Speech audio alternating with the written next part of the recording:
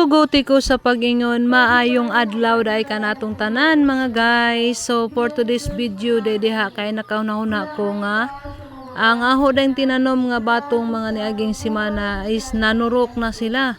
So nagkinahanglan na gud sila og ilang kakanatan. So nagdali-dali na lamang ko diha ngadto sa kawadyanan ana kay naama po'y mga kagingking. So kini day guys mga pinutda na day ni sa kawadyan. So kining kagingking guys tumoy na ni si kaadyo. So mga pinutda na ni aho na diha diyang gipangkuha pangbirahon sa ninaho kay medyo na suksok pa man niya nas mga kilid. So aho nang gipangbira diha kay gujuro na nato diha padung sa ahong garden. So medyo naglisod ko ana pagbira mga guys kay daghan malagi ning mga kaway-kaway unja magsangit-sangit man ni inigbira lagi na ho gahi kadyo birahon. So aho na dihang gi pangusgan dihang bira kay para makuha kadyo na siya. Kay naay nakakapot mga bagon-bagon ana. So nadugajan ko ana pag kuha sa kagingking mga guys. So dara mga guys, bisan pagdugay na diha kay aho kadyo na kuhaon kay gamiton lagi na guys para si tawag ana kuanan lagi na sa batong kanatan.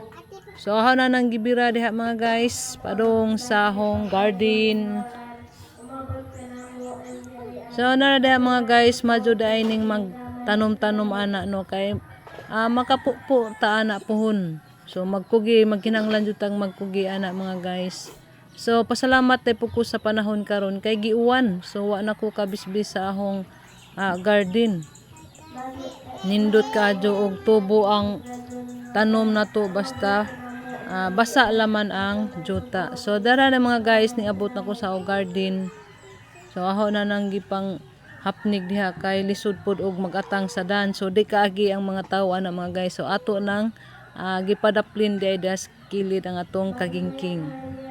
So medyo tagas ning kagingking so aho ra ni putdon og aho na ning tugsok sa tungod sa atong batong. So nara atong batong mga guys tagas-tagas na ni sila. So kailangan na gud ni sila og kakanatan. So mao ra to, thank you for watching mga guys. God bless us all.